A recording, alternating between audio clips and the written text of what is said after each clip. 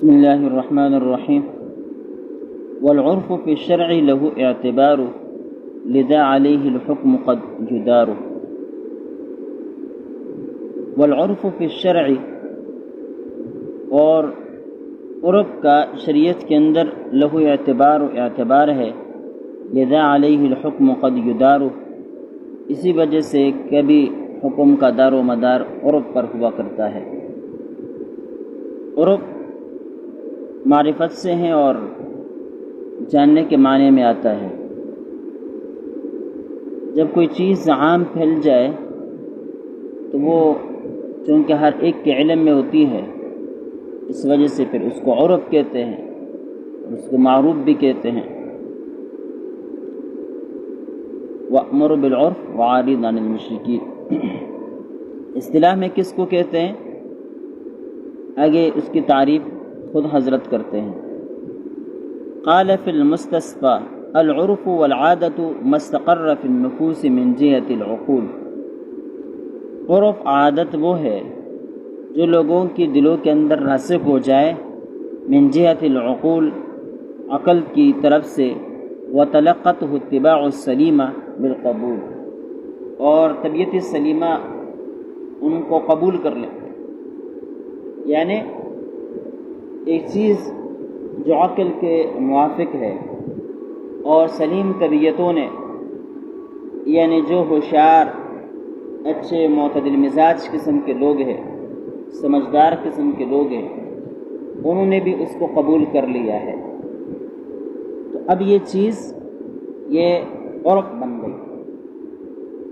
وفی شرح التحریر، تحریر کی شرح میں ہے، العادت ہی الامر المتقرر من غیر علاقت عقلیت۔ عادت وہ امر متقرر ہے، یعنی وہ امر ہے جو بار بار کیا جاتا ہو، من غیر علاقت عقلیت، بغیر کسی عقلی علاقے کے۔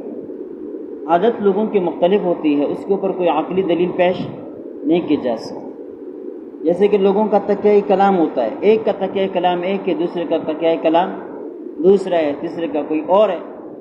اب اس کا عقل کے ساتھ کوئی تعلق نہیں ہے، بس بار بار جو ہے وہ وجود میں آ رہا ہے، بار بار وہ کام کیا جا رہا ہے، تو اس کو عادت کہتے ہیں۔ اس سے یہ پتہ چلا کہ عرف اور عادت ان دونوں میں فرق ہے۔ عرف وہ ہے جس کو طبیعت سلیمہ قبول کر لے اور عقل کے موافق ہو، اور عادت وہ ہے جو بار بار وجود پذیر ہوتی رہے اور اس کے ساتھ عقل کا کوئی علاقہ اور تعلق اور واسطہ نہ ہو۔ لیکن اہل اصول اور یہ مفتیان کرام اصول افتاء والے جب عادت کا ذکر کرتے ہیں، یا فقہ میں جب عادت کا ذکر آتا ہے، تو پھر عرف اور عادت دونوں مترادف بن جاتے ہیں۔ عرف و عادت دونوں مترادف بن جاتے ہیں، اس وجہ سے فقہا کہتے ہیں للعادہ، یعنی عادت کی بنا پر یہ حکم ہے، اور کبھی کبھی کہتے ہیں للعرف، عرف کی بنا پر یہ حکم ہے، لہذا اس اعتبار سے دونوں برابر ہیں۔ وفی الاشباہ والنظائر السادسہ العادۃ محکمۃ۔ اشباہ والنظائر میں ہے کہ چٹا قاعدہ وہ کیا ہے، وہ یہ العادۃ محکمۃ کہ عادت فیصلہ کن ہے۔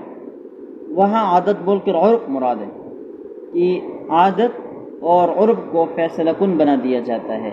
ایسا مسئلہ ہو جس میں شریعت کا کوئی حکم سامنے نہ ہو، نص نہ ہو، فقہا نے کوئی ذکر نہ کیا ہو، تو پھر عرف اور رواج یا عادت کو دیکھ کر اس کا حکم بیان کیا جاتا ہے۔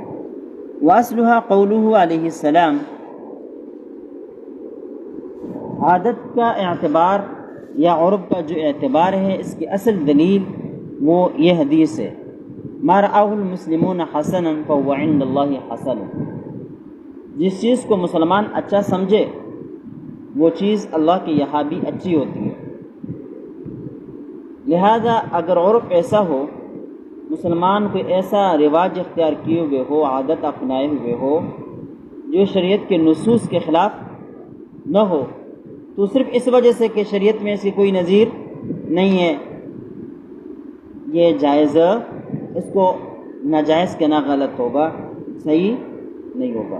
جیسے کہ آج کل ہمارے بہت سارے مسائل ہیں، ہر قوم کی اپنی اپنی عادتیں ہیں، اور وہ عادت کی بنا پر یا رواج کی بنا پر یا رسم کی بنا پر وہ بجا لے کر آتے ہیں، کوئی شرعی حکم نہیں سمجھتے، اور شریعت اس کے ساتھ کوئی ٹکر بھی نہیں لیتی، شریعت کے خلاف بھی نہیں۔ لہذا بعض جو متشدد قسم کے لوگ ہیں اس کے اوپر بدعت کے فتوے لگا دیتے ہیں، تو اس کی کوئی ضرورت نہیں ہے۔ بدعت کے اندر یہ بات یاد رکھنی چاہیے کہ بدعت وہ عمل ہوتی کہ جس کا شریعت کے اندر کوئی اصل نہ ہو، اور ساتھ یہ کہ وہ دین سمجھ کر بجا لایا جائے، عبادت سمجھ کر بجا لایا جائے، یہ سمجھ کر کہ اس پر ہمیں ثواب ملے گا، اس نیت سے وہ بجا لایا جائے، تو پھر وہ بدعت بن جاتی ہے۔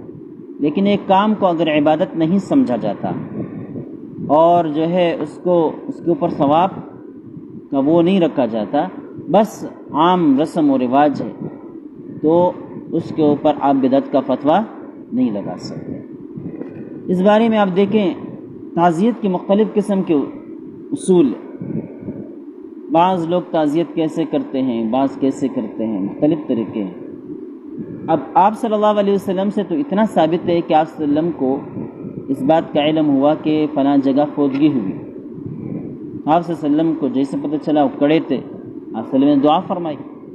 اب بعض حضرات کہتے ہیں آقا صلی اللہ علیہ وسلم نے ہاتھ اٹھا کر دعا نہیں کی ہے، لہٰذا تعزیت میں ہاتھ اٹھا کر دعا کرنے کی اجازت نہیں ہے، بدعت ہوگی۔ بھائی دیکھیں، آپ راستے میں مجھ سے ملے، میں نے کہا حالت کیسی ہے، آپ والدہ کیسی ہے، آپ نے کہا بیمار ہے، میں نے کہا اللہ تعالیٰ ان کو شفائے کاملہ عاجلہ، میں کڑا ہوں بھائی، ہاتھ اٹھانے کی کوئی ضرورت تو نہیں، بات سمجھ میں نہیں آئی۔ تو آپ صلی اللہ علیہ وسلم سے اتنا واقعہ اس بارے میں منقول ہے۔ اب یہاں کہہ رہے کہ آپ صلی اللہ علیہ وسلم نے ہاتھ نہیں اٹھائے، لہذا تعزیت میں ہاتھ اٹھا کر دعا کرنا یہ جائز نہیں ہے، یہ بدعت ہے، یہ زیارتی ہے۔ یہ کیا ہے؟ زیارتی بدعت۔ ہاتھ اٹھا کے دعا کرنا یہ دعا کے آداب میں سے کوئی فرض نہیں، کوئی لازم نہیں، آداب کے قبیل سے اس کو آداب کے قبیل سے ماننے میں کوئی حرج نہیں۔ لہذا اگر آپ کسی جگہ میں بیٹھے ہوئے کسی کے لیے دعا کر رہے ہیں تو پھر تو ادب کا تقاضا یہ ہے کہ آپ ہاتھ اٹھا کر عاجزی اور انکساری کے ساتھ دعا کریں۔ لیکن اگر آپ چل پھر رہے ہیں یا اس طرح کڑے ہیں راستے میں، تو پھر جو ہے آپ بغیر ہاتھ اٹھائے بھی دعا کر سکتے ہیں، کوئی لازمی ہاتھ اٹھانا بھی لازمی نہیں۔ تو اس طرح قوموں کا رسم و رواج شادی بیاہ میں بھی الگ الگ ہے۔ اب اگر شادی بیاہ کے ایسے رسومات، ایسے رواج جو شریعت سے ٹکراتی ہے، نصوص کے خلاف ہے، تو ٹھیک ہے وہ ناجائز قرار پائیں گے، لیکن جو نصوص کے خلاف نہیں ہے یا ایسی چیزوں کے اوپر وہ مشتمل نہیں ہے جو شرعاً ممنوع ہو، تو پھر وہ رواج بھی کیا ہوں گے؟ جائز ہوں گے۔ مثال کے طور پر منگنے کے موقع پر لوگ ایک دوسرے کے گھر آتے جاتے ہیں، پھر تحفے تحائف دیتے ہیں، اگر ان کو لازم نہ سمجھا جائے اور دل کے رضامندی کے ساتھ ہو، رواج سے مرعوب ہو کر نہ ہو، دب کر نہ ہو، قرضے اور بوجھ اپنے اوپر ڈال کر نہ ہو، اور ساتھ ساتھ اس میں بے پردگی کا کوئی احتمال نہ ہو، تو فی نفس ہی اس کی کوئی ممانعت نہیں ہے۔ لیکن اگر کوئی اس کو ضروری سمجھا جائے، یا یہ کہ اس کو ثواب کا عمل سمجھا جائے، یا اس کے اندر بے پردگیاں ہو، تو پھر اس صورت میں یا اس میں ایسا رواج ہو کہ بھئی پھر لوگ مجبور ہو کر پیسے قرض کر کے یہ ایک قسم کے خرچے کرتے ہو، تو پھر جو ہے نا اس کی اجازت نہیں ہوگی۔ لیکن اس کی اجازت نہ ہونے کی وجہ یہ نہیں ہے کہ یہ حرام ہے یا ناجائز، شریعت نے اس کی اجازت نہیں دی، بلکہ یہ امور غیر شریعت پر مشتمل ہونے کی وجہ سے جائز نہیں۔ اب بات سمجھ میں نہیں آئی؟ تو یہاں بتلا رہے ما رآہ المسلمون حسنا فهو عند اللہ حسن، کہ جو مسلمان جس چیز کو اچھا سمجھے وہ اللہ کے یہاں بھی اچھا ہے، اللہ کی نظر میں بھی وہ چیز اچھی ہے۔ اب یہاں حضرت نے یہ کہا کہ یہ حدیث ہے، لیکن حقیقت یہ ہے کہ یہ حدیث نہیں ہے، یہ عبداللہ بن مسعود رضی اللہ تعالیٰ عنہ پر موقوف بات ہے، ان کا کلام ہے، اور یہ مسند احمد میں ہے۔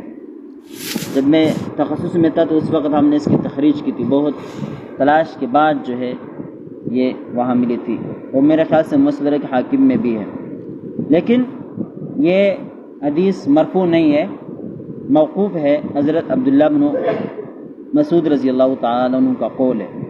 وَعَلَمْ أَنَّ اعتبار العادة والعرف رجع إليه في مسائل كثيرة، جان لیجئے کہ عادت کا اعتبار اور عرف کا اعتبار رجع إليه في مسائل كثيرة، بہت سارے مسائل میں اسی کی طرف رجوع کیا گیا ہے، حتی جعلوا ذلك اصلا، یہاں تک کہ علماء نے عرف کو ایک اصل کے طور پر سمجھا ہے، پیش کیا ہے۔ فقالوا تترک الحقیقت بدلالت الاستعمال والعادہ، یہ لفظ کا حقیقی معنی چھوڑ دیا جائے گا استعمال اور عادت کی دلالت پر۔ ایک لفظ کا حقیقی معنی ایک ہے، لیکن عام استعمال یا عادت کسی اور معنی میں استعمال ہونے کی ہے، تو پھر اس صورت میں وہ دوسرا والا معنی جو عام استعمال کے موافق ہے یا عادت کے موافق ہے، وہ معنی مراد لے لیا جائے گا، حقیقی معنی ترک کر دیا جائے گا۔ ٹھیک ہے، یہاں یہ اصول آپ نے مختلف کتب اصول کے اندر پڑھی ہوگی۔ ثم ذکر فی الاشباہ والنظائر میں یہ بھی ذکر ہے، اما العادہ انما تعتبر اذا اضطردت او غلبت، عادت کا اعتبار تب ہے کہ جب وہ عام مسلسل جاری رہے، او غلبت یا وہ غالب ہو۔ ولذا قالوا فی البیع، اس وجہ سے علماء نے بیع کے اندر یہ کہا ہے۔ دیکھیں عام چلنے کا مطلب کیا ہے، ایک آدمی دو کا آپس میں رسم و رواج، ایک دو گھروں میں جو ہے ان کا عرف اور عادت کا اعتبار نہیں ہے، فتوے میں عام عادت کا اعتبار ہوگا، پورے علاقے، پورے ضلع یا پورے صوبے کے جو حالت زار ہے وہ سامنے رکھ کر ان کا عرف کو دیکھ کر ان کے مطابق فتویٰ دیا جائے گا، ایک دو گھرانوں کی بات نہیں ہے۔ ولذا قالوا فی البیع، اسی وجہ سے بیع کے اندر یہ بات کہی گئی ہے، ولو باع بدراہم او دنانیر فی بلد اختلف فیہا النقود مع اختلاف فی المالیہ والرواج، اگر کسی شخص نے کوئی چیز بیچی دراہم کے بدلے میں یا دنانیر کے بدلے میں، ایسے مقام پر کہ جہاں مختلف قسم کے پیسے چل رہے ہو اور ان پیسوں کی مالیت بھی الگ الگ ہو اور چلن بھی الگ الگ ہو، یعنی یہ کہا کہ 1 روپے دوں گا، اب 1 روپیہ جو ہے نا افغانستان میں بھی چلتا ہے، پاکستان میں بھی چلتا ہے، ہندوستان میں بھی چلتا ہے۔ اب ایک شخص ایسے مقام پر کھڑا ہے، ایسے بازار کے اندر موجود ہے جس بازار میں یہ تینوں قسم کے روپیہ چل رہے ہیں، اور اس آدمی نے اب مطلق روپیہ بولا، اب روپیہ کون سا مراد ہو، افغانی یا پاکستانی یا ہندوستانی؟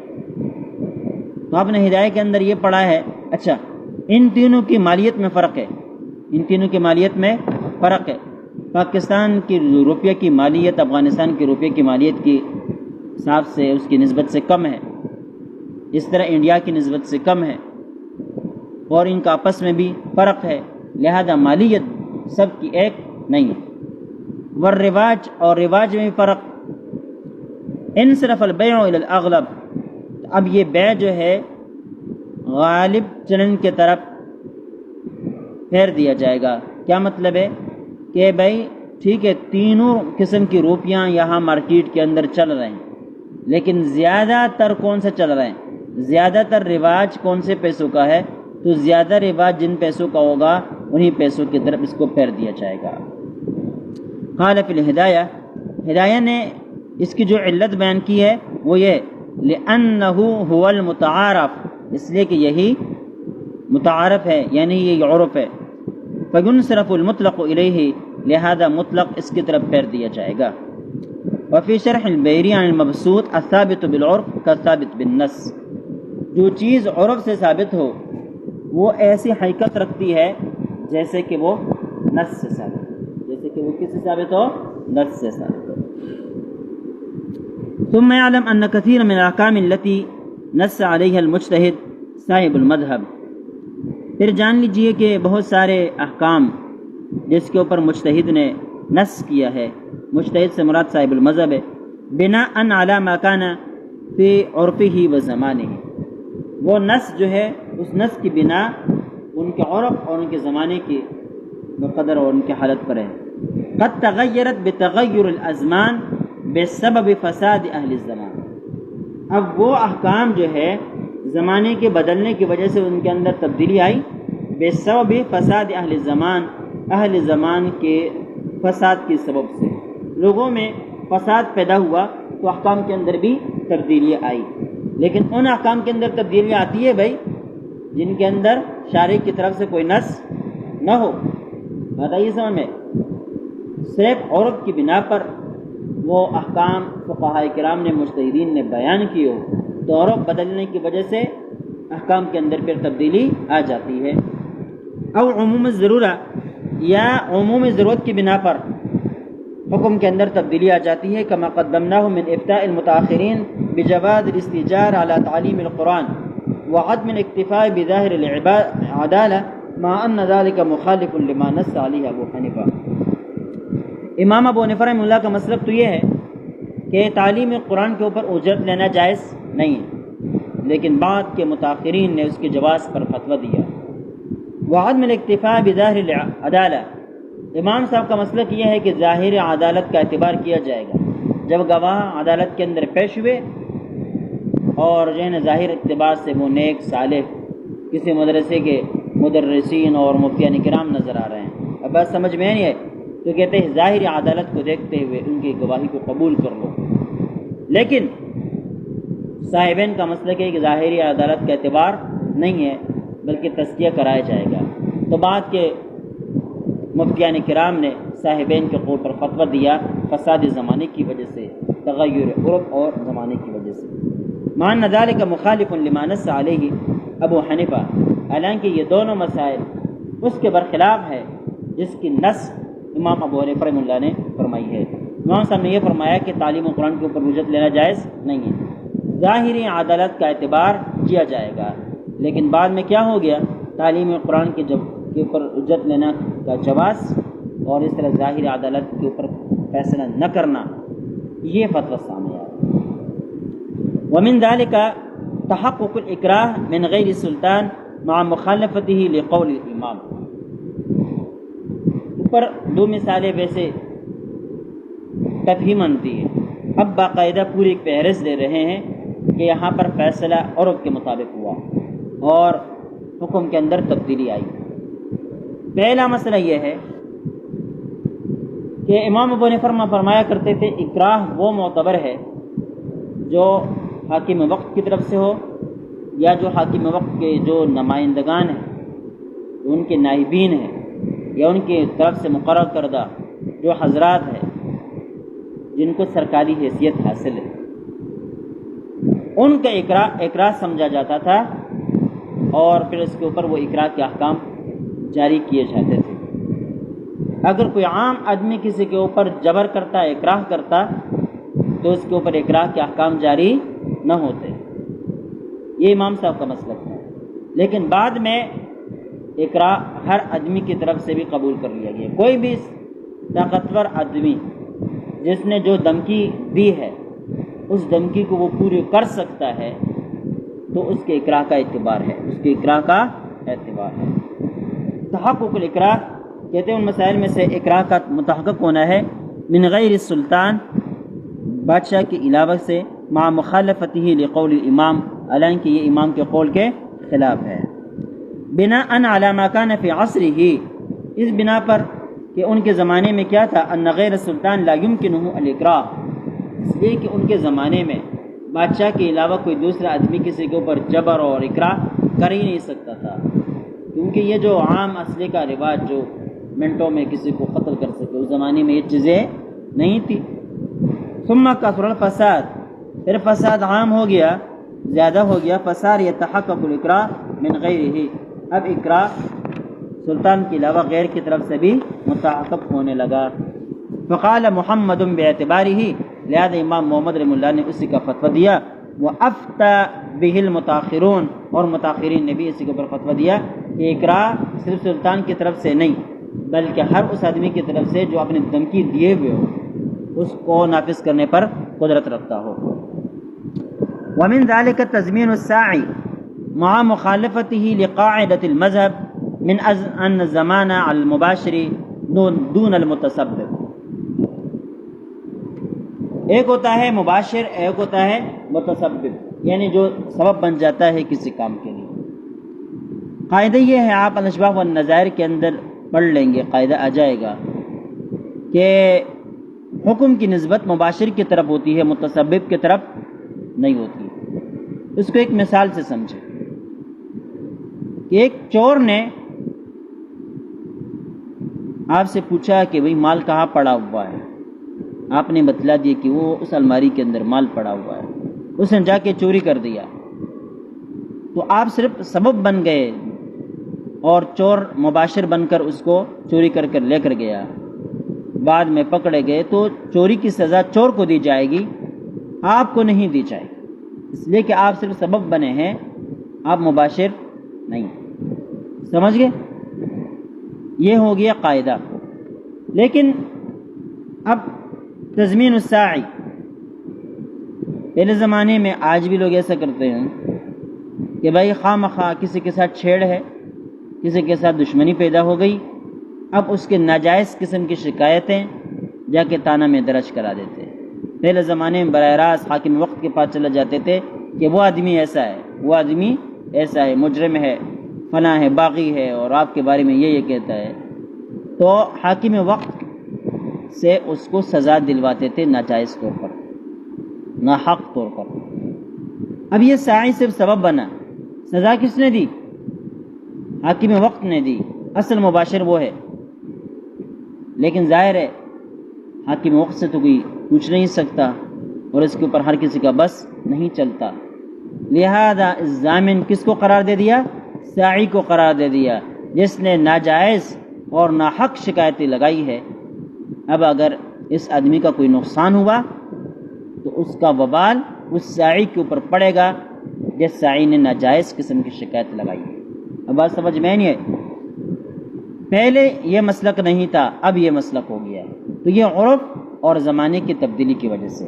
ومن ذلك تضمین الساعی، کہتے ہیں عرف کے اوپر جو مسائل مبنی ہے ان میں سے ایک ساعی کو ضامن ٹھہرانا ہے، مع مخالفته، حالانکہ یہ ساعی کو ضامن ٹھہرانا مخالف ہے لقاعدۃ المذہب، مذہب کے اس قاعدے کے خلاف ہے کہ ان الزمان علی المباشر دون المتسبب، کہ زمان مباشر کے اوپر آتا ہے، متسبب کے اوپر نہیں آتا، یہ قاعدہ ہے۔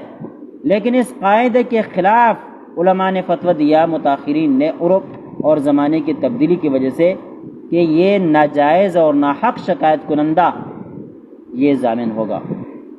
ولیکن افتوا بزمانہ زجرا، لیکن ساعی کو ضامن ٹھہرانے کا فتویٰ علماء نے دیا زجر کے لیے، لفساد الزمان، زمانے کی فساد کی وجہ سے، بل افتوا بقتلہ زمن الفتنہ، یہ فطرہ لفظ لکھا ہوا ہے لیکن فتنہ ہے، بلکہ علماء نے ایسا ساعی جتنی شکایتیں لگاتا ہے کہ فساد برپا کیا ہوا ہے، لوگوں کی زندگی اس نے جو ہے نا وہ جینا حرام کر دیا ہے، تو ایسے آدمی کو قتل کرنا بھی جائز ہے، ایسے آدمی کو قتل کرنا بھی جائز۔ ومنہ تضمین الاجیر المشترک، اجیر مشترک یعنی وہ آدمی جو عام لوگوں کا کام کرتا ہے، لوگ ان کے پاس کام لے کر جاتے ہیں، جیسے کہ دھوبی ہو گیا، درزی ہو گیا، اب یہ لوگ اجیر مشترک ہے، آپ کپڑے لے کر گئے تو آپ کے اجیر بن گئے، وہ لے کر گئے تو اس کا اجیر بن گیا، کوئی اور لے کر گئے تو اس کا اجیر بن گیا۔ ان کے پاس جو مال لوگوں کا پڑا ہوا ہوتا ہے وہ امانت کے حکم میں ہوتا ہے، اور امانت اگر بغیر تعدی کے ہلاک ہو جائے تو اس کا ضمان نہیں آتا، اور امام صاحب کا مسلک بھی یہی ہے، پہلا مسئلہ بھی یہی تھا۔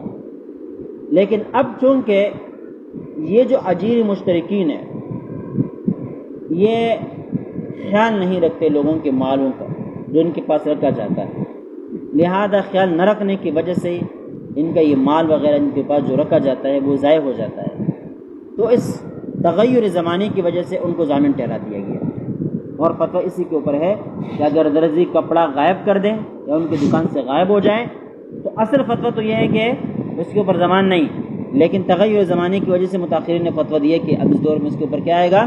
ضمان آئے گا. سمجھ گئے؟ ومنہ تضمین الاجیر المشترک، اور کہتے ہیں عرف کے مسائل میں سے یہ بھی ہے کہ اجیر مشترک کو ضامن قرار دے دیا گیا ہے.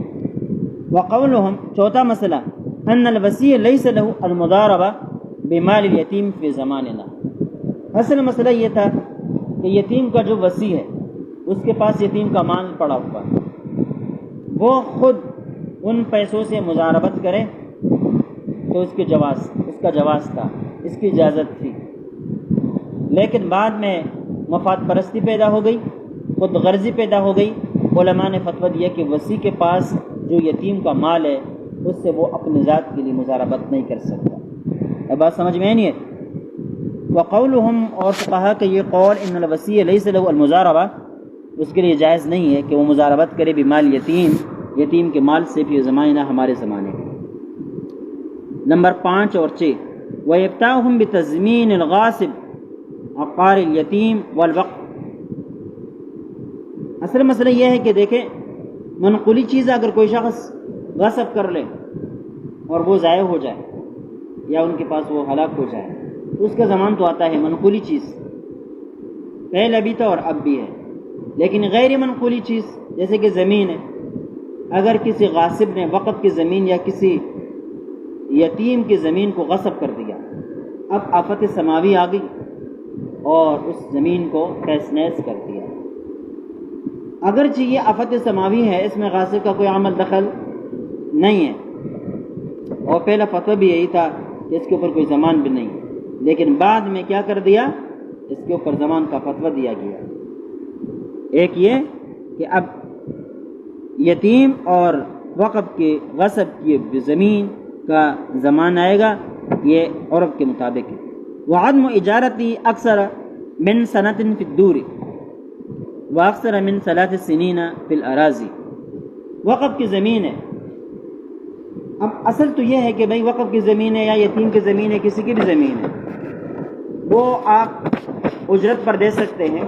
اجرت کا جب اجارے کا جب وقت مقرر ہے وہ جتنا بھی لمبا ہو جائز. آپ اپنی دکان 10 سالوں کے لیے بھی اجرت پر دے سکتے ہیں، 20 سالوں کے لیے بھی دے سکتے ہیں. اس طرح یتیم کا وقف کا بھی یہ حکم تھا. لیکن بعد میں کیا ہو گیا؟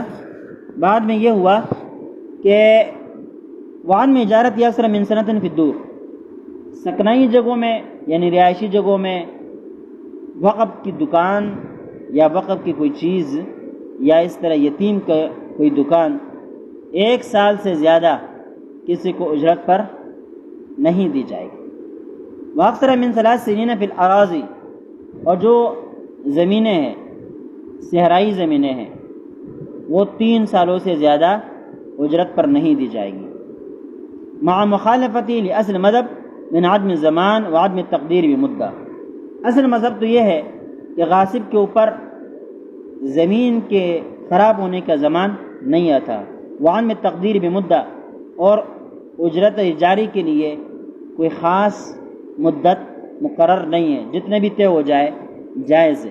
لیکن بعد میں کیا فتویٰ یہ سامنے آیا کہ نہیں، سکنائی جو رہائشی اور جو شہری جگہ ہیں ان میں 1 سال کے لیے، اور جو صحرائی جگہ ہیں ان میں 3 سال کے لیے آپ زمین کرائے پر دے سکتے ہیں. اس کے بعد سال پورے ہونے کے بعد اگر وہ آدمی رہ رہا ہے اور اجرت پر، تو دوبارہ عقد کرنا پڑے گا.